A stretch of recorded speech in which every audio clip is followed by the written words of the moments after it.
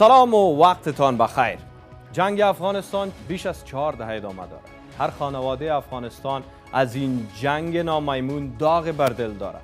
امروز هم جنگ ادامه دارد ولی در دو بعد افغان. حکومت افغانستان و طالبان یک بار دیگر در یک نبرد قرار می گیرند. همزمان صلح و جنگ دو سناریویی است که متضاد اما همزمان ادامه پیدا می کند. شباهت‌های تاریخی نیز در اینجا ملموس است. 1990 بخصوص دهه‌ای که افغانستان با عین وضعیت با یک جنگ داخلی با کشمکش‌های میان جنگ و صلح و همچنان جنگ‌های استخباراتی و کشمکش‌های کشورهای قدرتمند جهان امروز یک بار دیگر در این صفحه‌ای از تاریخ نوین افغانستان قرار گرفته است. در نهایت شباهت‌ها و مسائل متفاوتی که در این مورد وجود داره به کجا با هم گره میخوره؟ تفاوت‌ها چگونه میتونه من حیث یک درس از آن استفاده شود؟ هر دو طرف افغان با دو تایتل متفاوت با چهره‌های متفاوت اما در عین نقش‌ها قرار گرفته. چگونه میتوانند از تاریخ بیاموزند و کسانی که در این مورد گفته‌های دارند و سالهاست قضایای افغانستان و منطقه و جهان را دنبال میکنند با این مسائل چگونه می‌نگرند؟ ما خواستیم یک بار دیگر یکی از چهره‌های تاثیرگذار در مورد افغانستان و قضایای افغانستان که به پژوهش میگیرند را با شما رو در رو آورده با شما از آنها پاسخ را دریافت بکنیم. زمانی که افغانستان درگیر جنگ بود، جنگ‌های نیابتی و استخباراتی جریان داشت، آقای استیو کول، نویسنده، ژورنالیست و استاد دانشگاه در این مورد کتاب‌های نوشته. جنگ اشباح یا گوست وار و همچنان ریاست اس یا دایرکتوریت اس کتاب‌های مشهور این نویسنده است. ما خواستیم از آنها بشنویم و در این بحره حساس تاریخ افغانستان مسائل را کنجکاوی بکنیم و بالاخره در پی پاسخی باشیم که شما میخواین دریافت کنید. Mr. Coll, thank you very much for providing this very valuable opportunity for this exclusive interview and our response show. I'm glad to be here. Thanks for having me. Glad seeing you here for the first time, I guess, in Afghanistan about very major issues, and we have been going through very historical aspects of the conditions that we have in Afghanistan. There is peace process, there is war at the same time, there are divisions and the views regarding Afghanistan's future internally and externally. So we've read your books, and many of Afghan people, especially the educated one, they know Ghost War, they know Directorate S and the L's that you have written about Afghanistan, and we really appreciate it. We have learned a lot from this. I will come up with the question, how do you find today's Afghanistan and what are the main points for you? Well, I think like a lot of journalists and other international friends of Afghanistan who have traveled to the country over many years, I think the most distressing part of the current situation is the high level of violence that continues despite the peace negotiations that have gotten underway. I think, there are reasons to hope that the peace negotiations may make some progress toward a sustainable political settlement, but a lot of the promise of the negotiation was to deliver a dramatic reduction in violence for a population, particularly in the cities, that has endured a lot of terrorist attacks and a lot of violence over the last, for many years, but particularly since 2004 or 5. And so I'm concerned that, as you said at the top, here's a country that has a peace negotiation going on and also a war going on. And it's not unusual for peace talks and violence to go on at the same time.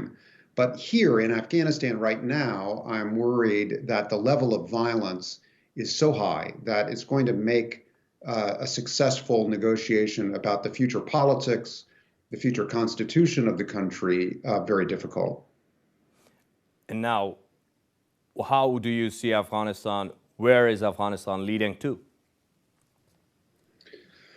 Well, I think it's difficult for me to predict the outcome, but I know what people fear. What I fear is that if these negotiations fail, or if the violence is not reduced through a ceasefire or through some other kind of an agreement, that the country, may be left back in the situation that it was in the 1990s, with a complicated, violent civil war among different armed groups in the country, and with the international community unable or unwilling to prevent such a spreading conflict, with the Taliban determined to take power by force rather than to share power through negotiations, and with the international community exhausted. This is not a good time anywhere in the world, but it's a particularly dangerous time, it seems to me, in Afghanistan. And I worry that the next couple of years are going to be very important to try to stabilize the situation, as I say, to create a less violent and unstable atmosphere as these political talks go along. And we will talk about the issues that you have been writing about Afghanistan and the role of CIA and other secret intelligence agencies in Afghanistan. So how do you see what really United States wants, and how do you see the fractions in the United States about Afghanistan's strategies and policies? Well, let's just take the last 20 years. That's probably a long time enough to talk about for now. We can go back to the 1980s if you wish later, but I think one of the contradictions in American policy in Afghanistan that began right after the September 11th attacks, and which continues to this day, is sort of embedded in your question, which is, why is the United States in Afghanistan? What are its interests? What are its priorities? And I think Afghan governments have been understandably confused about this.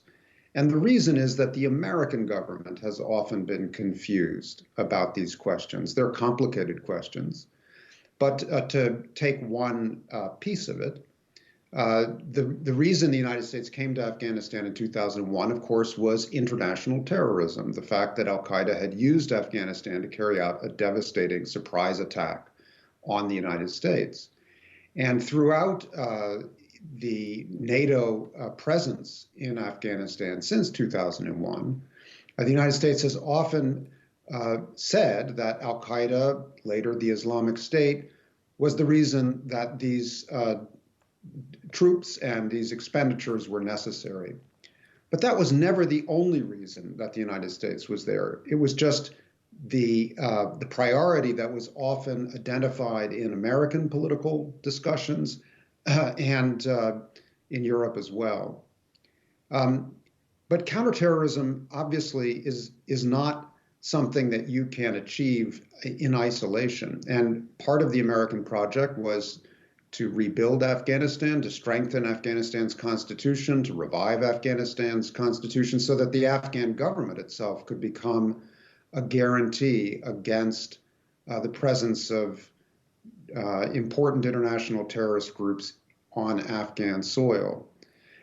Now, that project has become much more complicated and controversial than the counterterrorism project, but they're intertwined. They are dependent on one another. And finally, the United States has had a hard time going right back to the early 90s when the Taliban came on the scene, trying to decide whether the Taliban is an enemy of the United States, so dangerous, so important as to warrant, for example, a long-term military presence in Afghanistan. And honestly, if you go back and you look at the public statements of American presidents, American political leaders, it's very difficult to identify a clear view about this question. The United States has talked to the Taliban sometimes. It has fought the Taliban ardently other times. Sometimes American presidents like George W. Bush have said the Taliban, are an enemy of the United States and they are part of the global problem of terrorism. Other times, American leaders have come to the view that, well, the Taliban are part of Afghanistan and we may not like them, we may not share their values, but we have to accept them as a reality and they are not a danger to New York or Washington and so on. These contradictions, the Biden administration, when it takes power next week, is going to inherit them. And the new president was, of course, an important advisor as vice president to President Obama, and he lived through these same debates. And the problem during the Obama administration was that the Obama administration had a difficult time deciding what it thought about the war against the Taliban versus the war against al-Qaeda or the Islamic State. And I'm afraid the Biden administration will be right back with that same set of questions. What exactly does the Taliban mean to the United States, to NATO, to Europe? These debates are not the same as they were in 2012, but they're not resolved either. And I think it's a very important question for the international community's relationship with the Kabul government, with the government of Afghanistan, during the next couple of years. So finally, do you find United States intelligence, political parties, both of them, Congress, Pentagon, and every other corner that are eager to talk about Afghanistan or were involved in Afghanistan scenario since almost 2 decades? Do you believe they are on the same page, they are chasing the same path, and finally they know what to do in Afghanistan? No, I don't think they do have a sense of confidence about exactly what to do in Afghanistan. Where there is the greatest confidence is around the counterterrorism mission. Everybody understands that the Islamic State poses a danger to the Afghan government, to the Afghan people, and to the United States. Same with al-Qaeda. However, neither organization is as dangerous as it was at its respective peak. And so the sense of urgency around counterterrorism, I think in the United States, given the coronavirus pandemic, the global recession, obviously the domestic pressures that the United States is facing, which everyone has been watching over the last weeks and months, all of those are going to be big distractions for the Biden administration. So yes, there is unity about counterterrorism, but after that, a lot of debate and uncertainty about basic questions. Should we have much confidence in the Taliban as a negotiating partner? Will the Taliban deliver on promises such as ceasefires and reduced violence? Is the Taliban capable? Does it want to? Where do the neighbors figure? What does Pakistan want today in these negotiations? Is it part of the solution or part of the problem? These are debates that Washington has been having going back to the mid-2000s.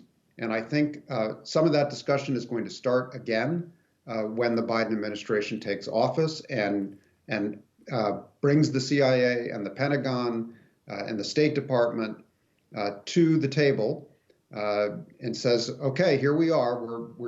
We're faced with these inheritances. What do we do? What are our priorities? And I think a lot of those questions that we just listed, they're going to be back on the table in the next few months. For example, if we take a view of previous presidents and administrations of the United States, from Bush to Biden now, and if we get a focus on Afghanistan scenarios and related strategies that U.S. have been trying about Afghanistan. Well, there was an attack on 9/11 in New York. Finally, Al-Qaeda claimed Taliban were supposed to be protecting Osama bin Laden, AQ leader. And finally, Osama bin Laden fled to Pakistan. US lost him for years and years till 2011. And finally, what we saw, Osama bin Laden was dead. The Taliban were fighting strongly, more stronger than 2001, even 1990s and after that. And then there is ISIS in Afghanistan. And US says, okay, we will talk with the Taliban. We are withdrawing our forces from Afghanistan. So that's it. Do you believe that was a wise strategy? Why the US was in Afghanistan? If all those things were happening and Osama bin Laden is being killed, ISIS still exists in Afghanistan. You have been witnessing and hearing about the incident, so brutal one. The ISIS or the Daesh claim the responsibility for this. And Taliban finally, they are somehow beliefs are coming with this that the Taliban are becoming US new allies. What is US approach? As you said, they do not know where are they leading to. Then I will start the question with, why were they in Afghanistan? What were they searching? It was really a government or democracy in Afghanistan? It was Osama bin Laden? What were they seeking? And do you think that these aims and goals are just reached? Well, I think, as I say, what everyone in the United States and among its NATO allies agreed on in 2001 and still agrees on today is that Al-Qaeda and Daesh are dangerous and must be defeated, and that they are in Afghanistan. They were certainly in 2001, and Daesh is obviously a major factor in violence in Afghanistan today. And the United States has been attacking Daesh and Al-Qaeda where it can find them consistently for 20 years. So that goal, I think, is the one clear thing. Where it gets complicated is, well, then what's your strategy for achieving it? Is a strong, democratic, stable Afghan government part of your strategy? It is the best strategy to have a capable Afghan government with strong security services and legitimacy among the population through elections and other means as an ally in this fight against Daesh and Al-Qaeda. And as you know, Daesh and Al-Qaeda are common enemies of the Afghan government and the populations that it serves and the United States. So we're all aligned in the same mission. But the commitment of American governments to funding and building and prioritizing the Afghan government has wavered over the years. The project became very expensive, very politically controversial at home. And I don't think in the context of the coronavirus and the pandemic that the kinds of expenditures of troops and funding that we saw at the peak of American involvement around 2010, those are just not politically possible in the United States. Okay, now, so then what? Another big question is, are the Taliban reliable partners in forging a political settlement in Afghanistan and in isolating groups like Daesh and Al-Qaeda? The Taliban obviously have fought with Daesh. There's an old saying, the enemy of my enemy is my friend. So do the Taliban and the United States and the Afghan government have a common interest in containing Daesh? Well, I wish it were that simple. Daesh is a very complicated organization in the Afghan region. The question of Pakistan's interests come into play. Who is playing what game with whom on what day in what province? I mean, it is not simple. The hope in the negotiation was not that the Taliban were suddenly going to become, reliable allies of the United States, like, France or Australia or Britain. But the hope was that they would at least deliver on a political approach and deliver on reduced violence and ceasefires. And the Taliban say they've done their part, but I think most of the rest of us think they have not, and that the levels of violence themselves are so destabilizing that it makes everything difficult. So, as you said, U.S. somehow, as we or some other Afghan analysts, and we have been talking with some Western famous faces about them, they believe that U.S. has lost its way. And you also said they don't know where to lead.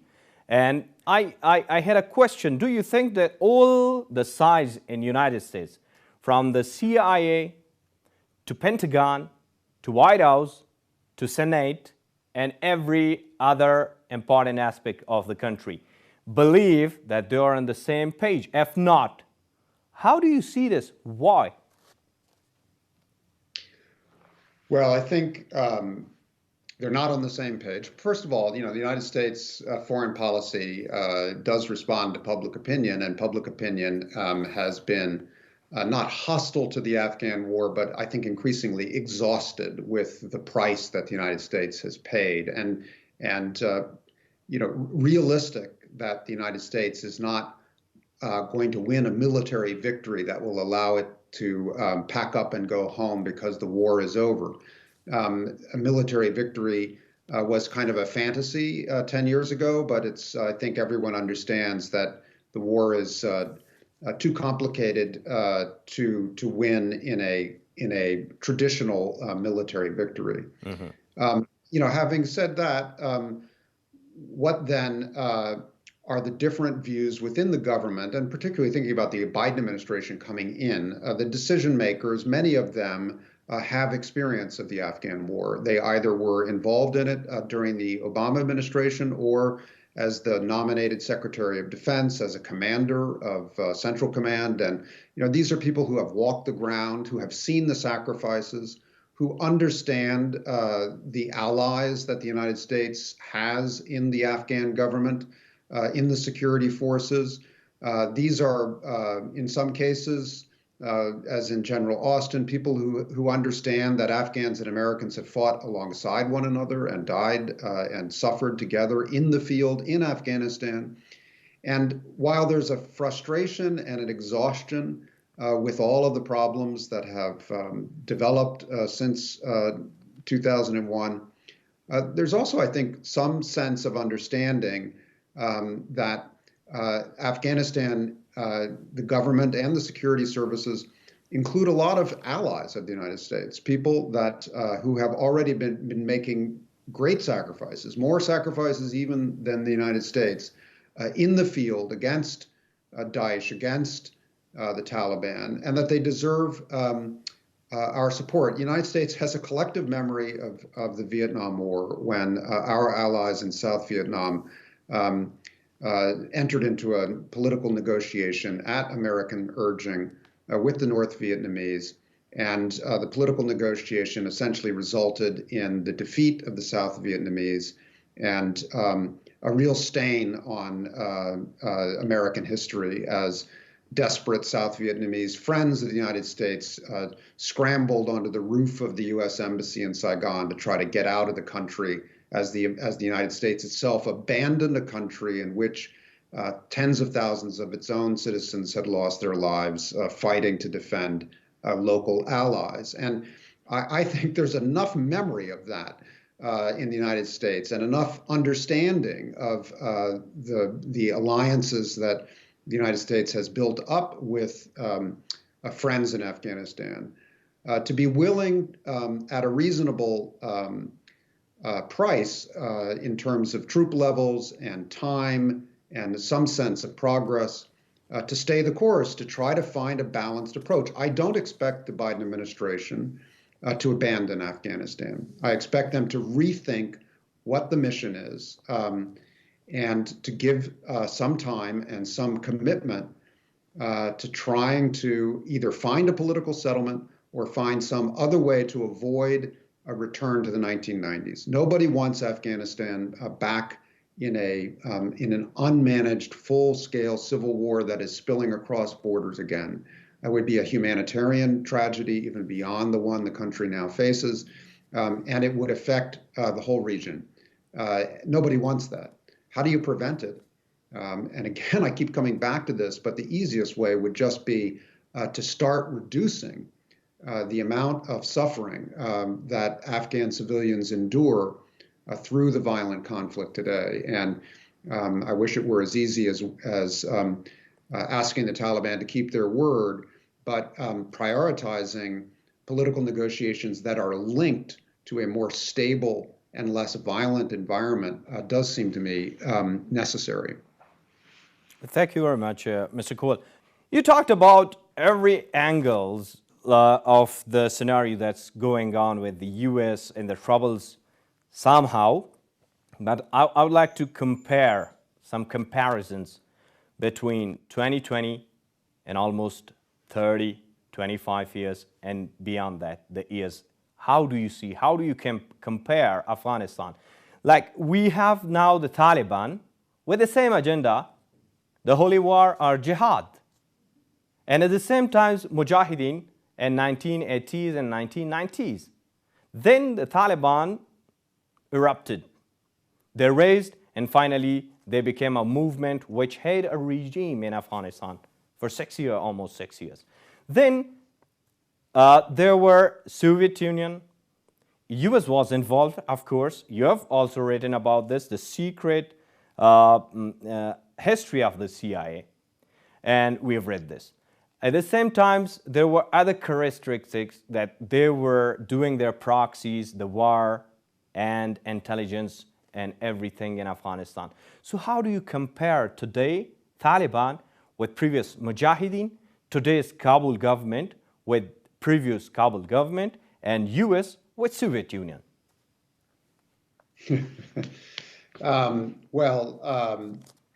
I mean, let's just turn the clock a little bit further back and start with the idea that Afghanistan, modern Afghanistan in the 20th century, from the 1920s until the 1970s, was a very poor country in many respects, but a peaceful and stable one that was at peace with its neighbors and peaceful internally for the most part.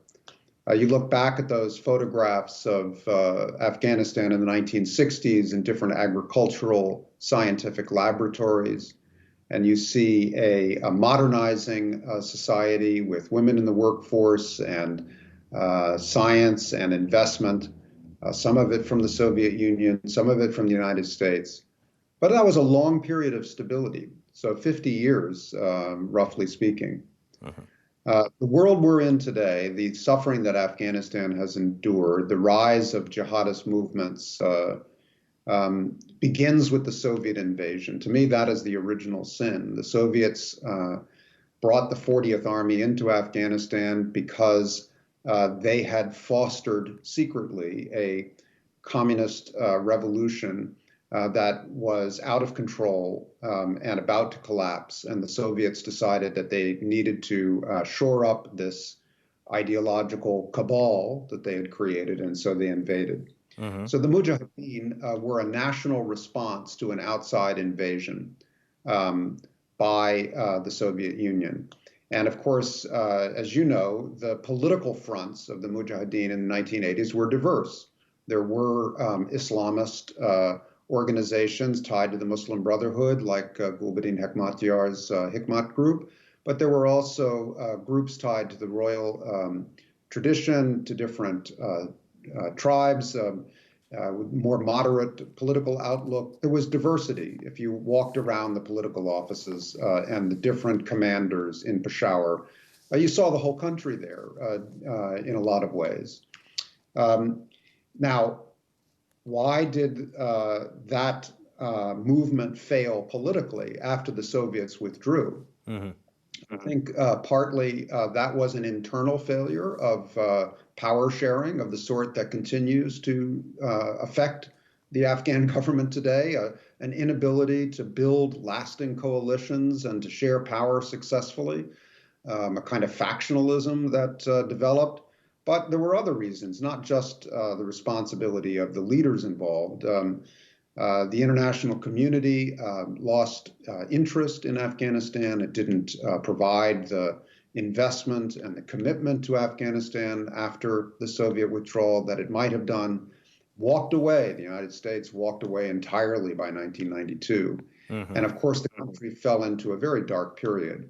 So the Taliban's rise was really a rise against out of the rubble of the post-Soviet war, and with eventually a strong backing from Pakistan and other countries.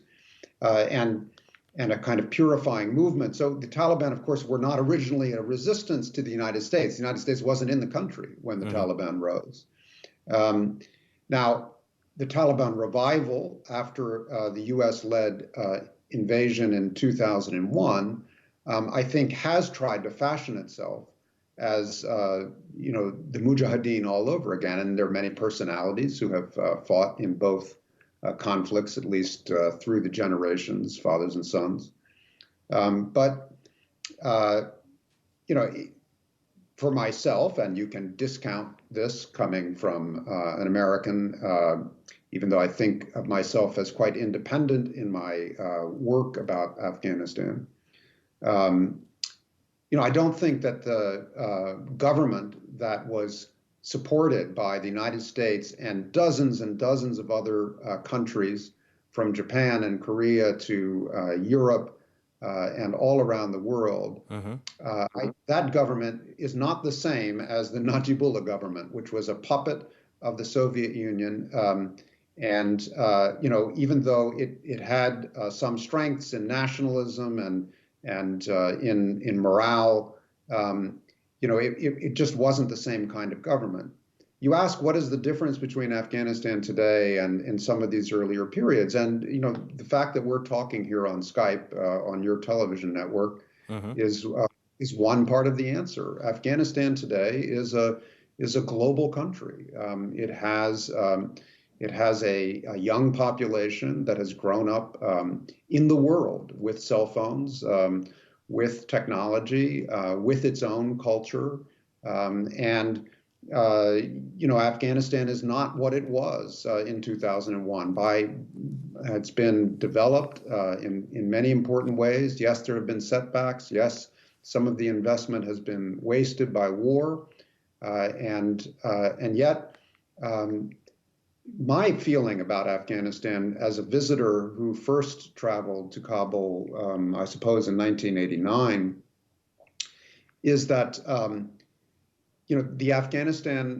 Afghanistan today is just not like any Afghanistan that has come before it. Of course, it has tradition. It has a strong sense of national identity and patriotism. It has a strong culture and religion as part of public life and private and family life. But the generation that is growing up in the cities and who are working as journalists and human rights researchers and soccer players and cricket players and in culture and in media and in education, the country has really changed, and it has an enormous amount of potential in this population. And I think that changes the questions. To me, it should change the questions for the United States.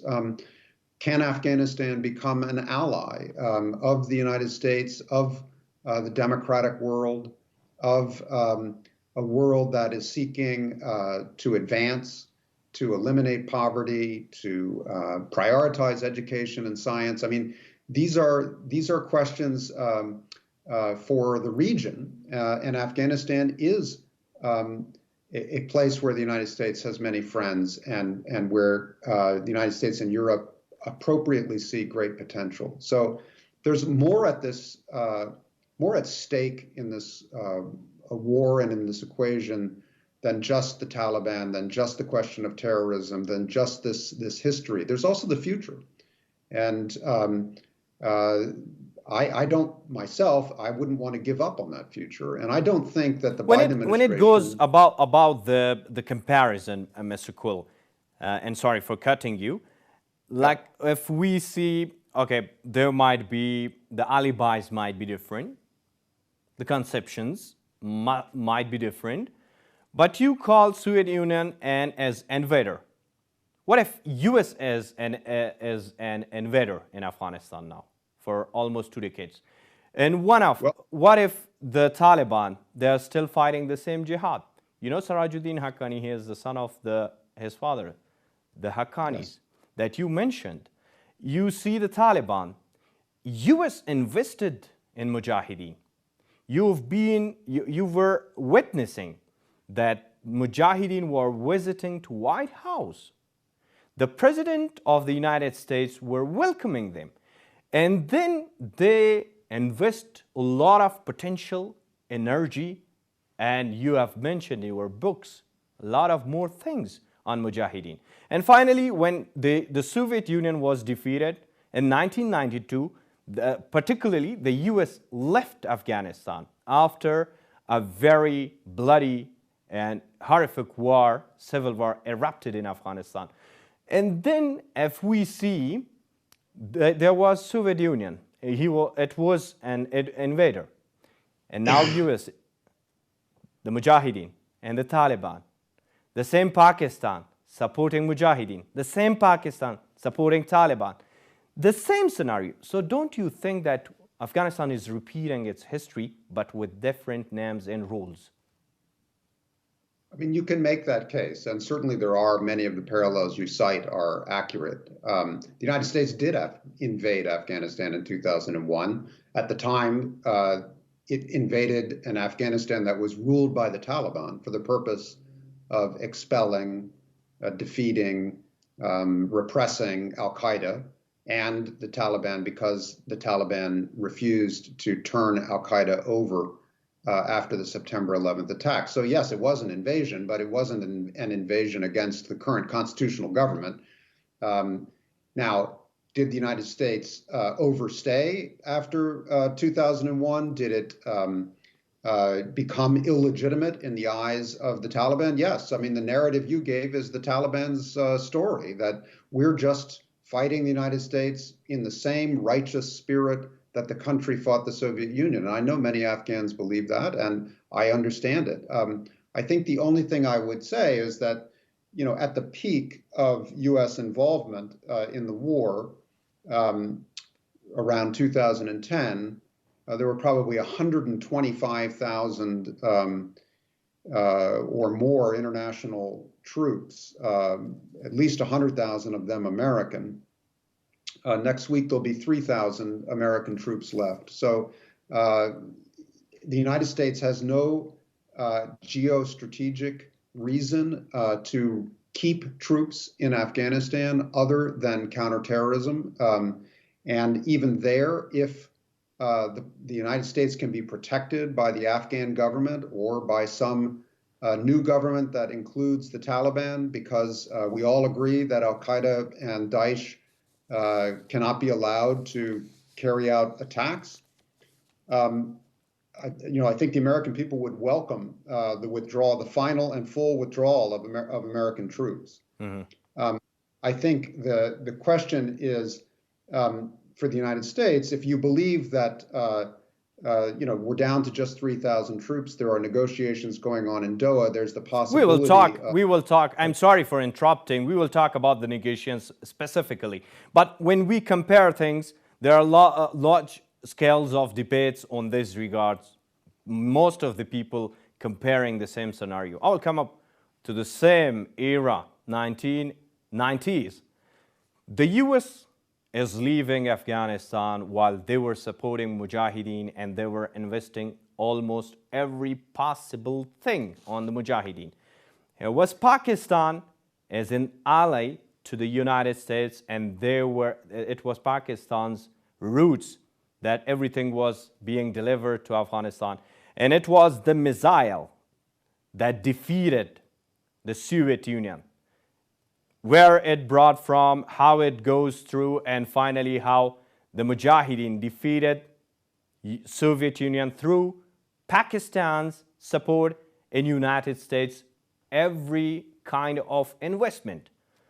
If we see the comparison, the same Pakistan supporting the Taliban and the United States as in-state, some believe, instead of Soviet Union, if we see the overall scenarios in Afghanistan.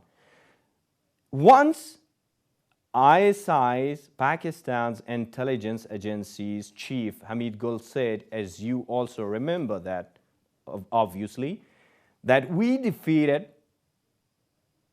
Soviet Union by the support of the United States.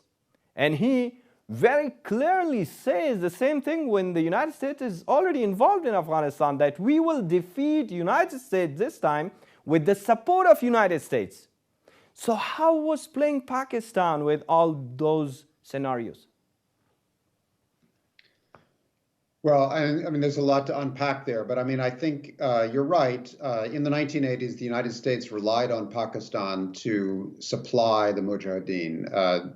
The United States at that time did not want to get directly involved in trying to decide which commanders should get which guns and which groups should be favored over others. For a long time during the 1980s, the United States let ISI basically decide those questions. Toward the end of the war, the United States became worried that Gulbuddin Hekmatyar and other groups that were favored by Pakistan did not have American interests at heart, and that they were going to take Afghanistan in a radical direction. The United States tried to favor other commanders from other parts of the political spectrum in Afghanistan, but the United States really didn't stick with that plan. After 9/11, as you say, it was back to the future. The United States went to Pakistan and said, well, we were partners in the 1980s against a common enemy, the Soviet Union. We're back. We need your help again, this time against al-Qaeda. But the equation was different. First, the relationship between the United States and Pakistan in 2001 was not as strong as it had been during the 1980s. Second, the United States doubted for good reason that Pakistan really wanted the Taliban to be defeated. In fact, the Taliban was an important regional ally of Pakistan and a counter to Indian influence, as the Pakistan military saw it in Kabul. Nonetheless, the Bush administration decided that it had no choice but to work with Pakistan in order to wage war against al-Qaeda and the Taliban, that it couldn't do the job without Pakistani bases, without air bases, without logistics and roads and the rest of it. And that began a kind of a poisoned friendship that turned into something more like an undeclared war by the end, because there was so much hostility between the two militaries, between the Pakistan military and the American military. The Taliban have had to maneuver around a lot of changes in their relationships with both the United States and Pakistan. When the Obama administration started negotiating with the Taliban in secret 10 years ago, first thing the Taliban representative said to the Americans was, we do not want the Pakistanis to be our negotiating agents. We want to negotiate with you directly. We don't want the Pakistanis telling us what to do. And the Pakistanis themselves, had trouble figuring out exactly how to manage the Taliban, both in the 1990s and recently. There's no question that Pakistan supports the Taliban politically and militarily. But it's a complicated relationship, and it's changed over time. What Pakistan wants in Afghanistan is influence. It doesn't necessarily want a never-ending war, because every time there's war in Afghanistan, it spills across into Pakistan and destabilizes that country. So there are I guess what I would say is that, history does repeat itself, but it never quite plays the same song twice. There are patterns that recur, but there are complexities and changes that also occur. And this is not the same war as it was 10 years ago. There are some common features, but what is the difference now? It is its own finger. What would be the difference now, Mr. Coll? Well, the difference now is that it's a post-American war, I think, is one of the biggest differences. The United States is on its way toward withdrawing from Afghanistan. It has gone from a commitment, as I say, at a peak of 100,000 plus troops and hundreds of billions of dollars in annual expenditure to a commitment now of only 3,500 or so troops and declining expenditures. The power that the United States has to influence events in Afghanistan was always much less than decision makers in Washington believed. But it's today greatly diminished. all of the players in the negotiations and in the war are having to think about a post-American Afghanistan. Who are the outside powers who will matter most? India is more important than it was. China is a richer and bigger country than it was. Pakistan is more stable than it was 10 years ago and has its own agenda that's evolved. Iran is in a different position in its relations with the United States and in its thinking about Afghanistan. Russia, everyone has moved to a different kind of place. And as I say, the United States has probably gone through the biggest change, and it's one of diminished influence. But the United States is still important. It can provide the Afghan government with some of the international support, financial aid, and military advantage that has allowed the Afghan government to prevent a Taliban victory. But is that support and aid is guaranteed? Well, the United States is a country that is governed largely through Congress, and Congress ultimately writes the checks. But if the President of the United States wants to persuade Congress that it is in the national security interest of the United States to continue to stay in Afghanistan, at least at current levels or thereabouts, and to continue to provide aid, and if European partners and Asian partners continue to see the Afghan government as a legitimate and an important source of potential stability in Central Asia, then yes, the support will continue. Guaranteed? Absolutely not. But continuing, I think yes. I do think that the Biden administration will have to sit down and make its own decisions. But I would be surprised if they decided to suddenly withdraw from Afghanistan in the next year, even though they'll face a very difficult world with many other priorities. I do think they're likely to try to continue. There was support in both of the major American political parties for the negotiations that led to Doha. Those negotiations started in the Obama administration. They continued during the Trump administration. And they were one part of Trump administration foreign policy that Democrats didn't complain about, tended to support. So in that sense, it's quite different from a lot of the other foreign policy priorities that the Biden administration will inherit. Now, Pakistan again, because in many people's minds, it's the lingering question and most disturbing to many is how Pakistan plays the role. Pakistan was here to defeat Soviet Union, and they were supporting and equipping Mujahideen through US. I mean, the US was supporting Mujahideen through Pakistan, whatever you count. And now the same scenario, like you also agreed on this point that it's Pakistan that's supporting Taliban because they have strategic ties, they have now a history, whatever it is. But who is now doing all these? Because it's US fund, US support, US ally, Pakistan. And finally, the Taliban defeat, some people believe, USA in Afghanistan. So is there any other side in Afghanistan current agenda that Pakistan is playing with? And at the same time, we talked about the 1990s and before that. Is there any other country playing around?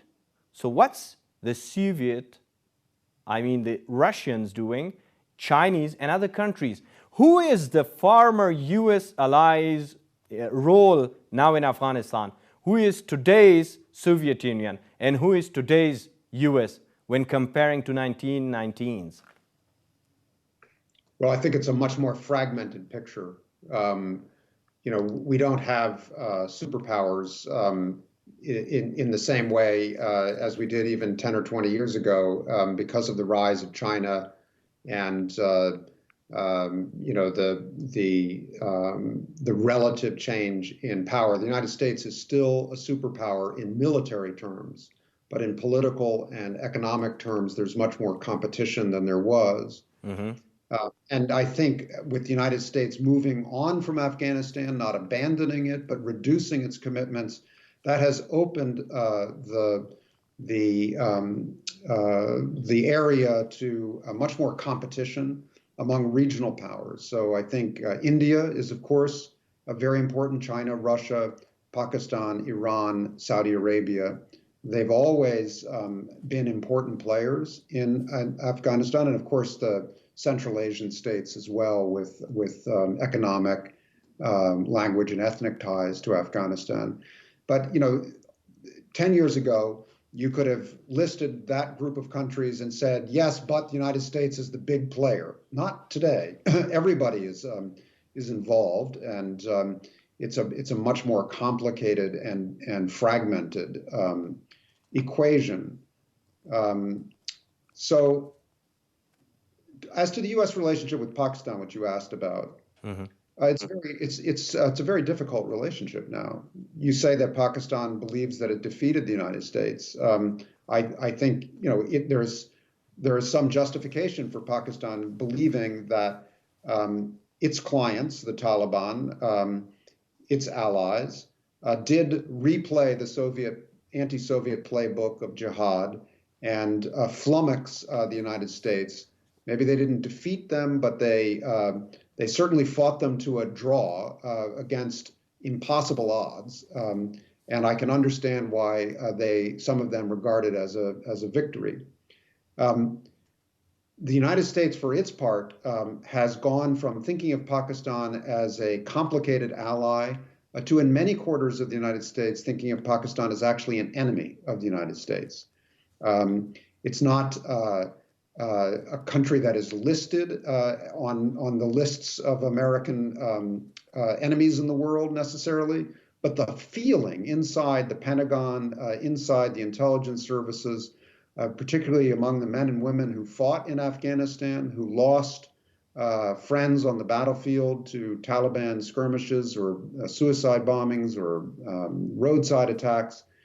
It's a very hard feeling that you still find in the United States, and it goes beyond rational How comes calculation. Pakistan still being called ally for the United States?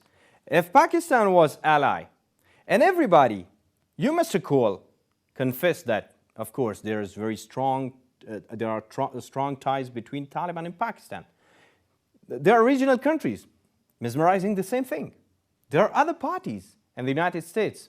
When we analyze things, everybody says the same thing. There are a lot of proofs, a lot of things written. You also written a lot of things to prove this. And finally, when we say if the US allied to Pakistan, Taliban also allied to Pakistan, how does it come? Taliban were fighting against United States, and they were the Taliban. They gained field and military base, and they gained political base at the end of the day, and the end of negotiation and the agreement of Doha, and they pray everything. So if this was Pakistan supporting Taliban, and it was Pakistan and allied to United States, who was supporting Taliban and who are doing all these things? So there are the three parts, and everybody sees that an ally of the United States supporting an enemy of the United States, Taliban. Obviously, it was a previous word, the enemy. Now it doesn't look like that, many believe. So how do you think? United States is being fooled or what? I don't think the United States is being fooled anymore. I think it was naive about Pakistan in the first years after 2001.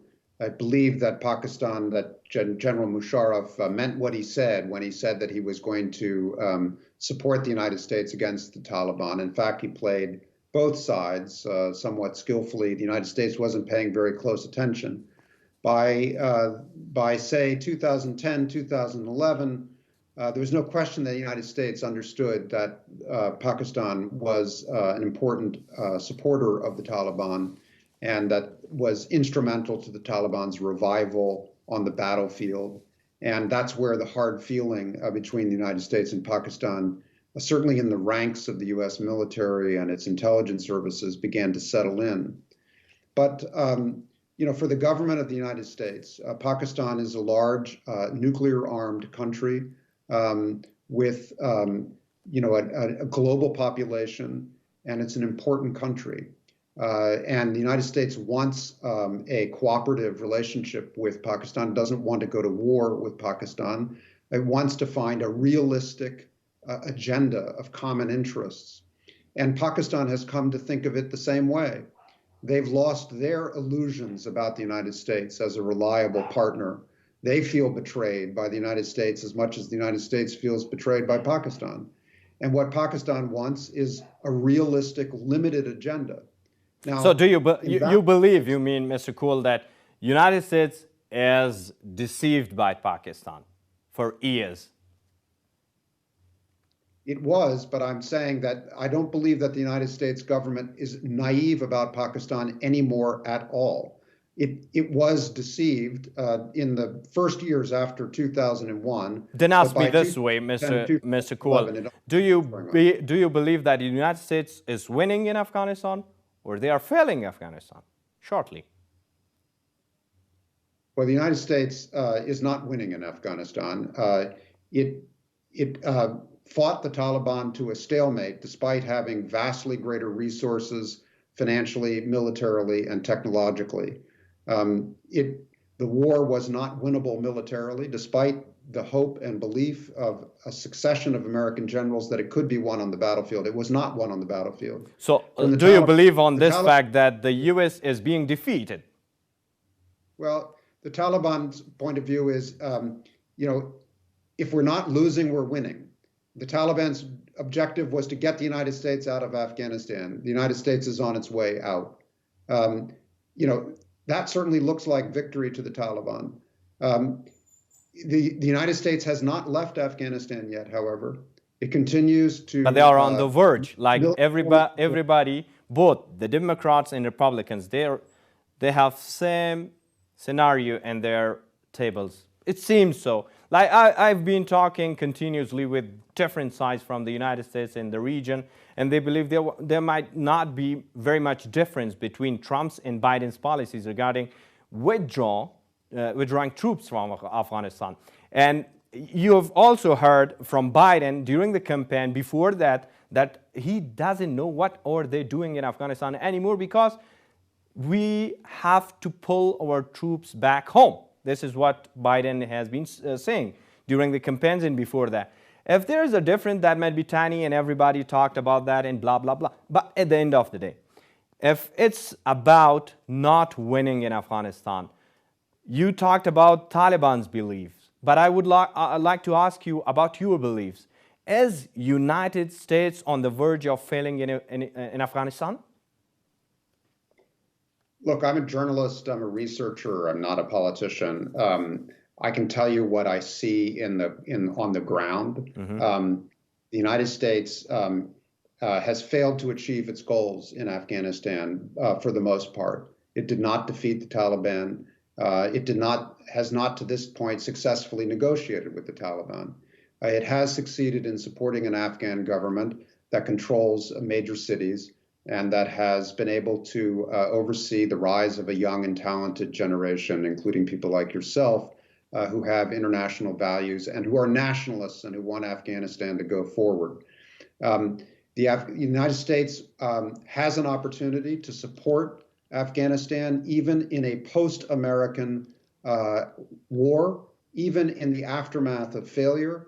The United States can either abandon Afghanistan altogether, take the risk of another terrible civil war erupting and just close its eyes, or it can retain its dignity, hang in there, and support the allies that it does have in Afghanistan and try to facilitate peace and political stability to the greatest possible degree. There is no perfection available. There are no good choices.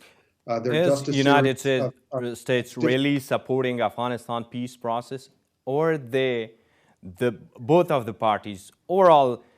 Many believe Afghanistan is no more a political war or whatever market for United States foreign policy. So the United States is tired. They wasted a lot of time, energy, money, and lives in Afghanistan. That's what is being said. You are also hearing this, obviously. At the end, if it's not like you said, U.S. is not winning, I will ask the same question according to your statements. The U.S. is not winning, but why? Due to what problems, and which country was involved to not let United States win the war in Afghanistan? Well, the United States defeated itself through its hubristic policies and its unrealistic goals, particularly its unrealistic counterinsurgency war against the Taliban. Pakistan played a critical role in defeating the United States. So Hamid Gul was right. Mr. Coll, I'm sorry for interrupting. So ISI former chief Hamid Gul was right. He said Pakistan defeated Soviet Union through United States, and they will defeat United States in Afghanistan through United States or by United States. So he was right, and you are agreeing. I don't like to agree with Hamid Gul because he's not someone that I generally respect, but I think it's true that ISI ran the same playbook against NATO, not just the United States, but America's NATO allies, European soldiers from Australia and from all over. It ran the same playbook of clandestine guerrilla war through the Taliban that it ran with American support and Saudi support and Chinese support against the Soviet Union in the 80s. There's no question about that. And it succeeded for the same reasons, which is that the guerrillas had sanctuary in Pakistan. If you analyze guerrilla wars around the world, one of the factors that strengthens guerrilla movements, no matter what their ideology is, no matter their supply lines, do they have a sanctuary? Can they get out of the line of fire? Can they rest? Can they find medical care? Can they get off the battlefield, refit, and come back? And the rebels in Afghanistan, whether they were the Mujahideen or the Taliban, when they enjoyed sanctuary in Pakistan, always enjoyed that military advantage. They could pick their fights. They could build their campaign seasons. They could avoid being bombed by American airplanes for 6 months at a time. All they had to do is go to Karachi or Quetta, rest, train, refit, rearm, and come back onto the battlefield. That makes it very difficult to get a decisive military outcome. This seemed to me obvious about the Taliban from 2006, but the United States convinced itself that if it just put enough troops on the ground in Afghanistan, it could eliminate the importance of the Pakistan sanctuary. You know, ISI likes to take all the credit for what they did. Geography was their biggest friend. And the fact that the United States was unwilling to take the war physically into Pakistan. Why were they unwilling? Because it would have been a bloody nightmare and devastating to the region, but also because Pakistan has nuclear weapons and effectively deters. Yes, Pakistan is really very much important in the region. In Afghanistan, you talked about U.S.-Pakistan partnership and the ally game between the two countries. But at the end of the day, when we see things, Pakistan, particularly Imran Khan's administration, they claim and they say that we are really supporting Afghanistan peace process. Why would they support? And do you see they're supporting Afghanistan peace process? And finally, they have reached the conclusion that a peaceful Afghanistan is in favor of Pakistan, most in any other country in the region, as they claim. Yeah. This is going to have to be my last question, if you don't mind, because we're 15 minutes over and I've got to get to something else. It's a good question, though. Look, Pakistan wants a peaceful, stable, and friendly Afghanistan. That used to be the phrase that they would use because they share a long border with Afghanistan. The border is not a hard border, and there are many peoples whose family and social ties take them back and forth between the two countries. Pakistan is looking for a neighbor that is not hostile, and that perhaps provides, better than that, an ally in regional struggles against India. So you ask, are they supportive of the peace process? From Pakistan's perspective, if they can achieve those goals, if they can find a stable, peaceful, friendly Afghanistan through political strategy rather than through military strategy, of course they would prefer that. The Taliban revolution of the 1990s, in the end, didn't do Pakistan much good. The Taliban government was isolated in the world. Only 3 governments recognized it: Pakistan, Saudi Arabia, and the United Arab Emirates. That was not a winning strategy. They would prefer a subtler political outcome that maybe doesn't give them all of what they want politically in Afghanistan, but enough to make them feel that they can protect their western border, that they can prevent violence from spilling into their own cities, and that they can prevent their enemies, India primarily, from using Afghanistan as some kind of platform against them. That's their theory of the case. And if negotiations will get them there, that's a better path for them, less expensive, less violent, less risky than violence. You would think that they would therefore pressure the Taliban to take themselves a more political, less violent route. And this has been one of the disappointments over the last year. I think the Americans believed that Pakistan also would help to persuade the Taliban to reduce violence and to keep its commitments to reduce violence, not just against the United States, but against Afghans as well. And that failure raises a question about exactly how this is going to work and what Pakistan really wants, as well as the Taliban. Thank you very much, Mr. Coll. I didn't notice the time that we have been talking because I really enjoyed all the information you shared. And for the first time, I've been talking with an author which I've been reading for years. And that's a great pleasure having you in my show. Thank you very much. Thanks for having me. Take care. Thank you. تا پاسخی دیگر.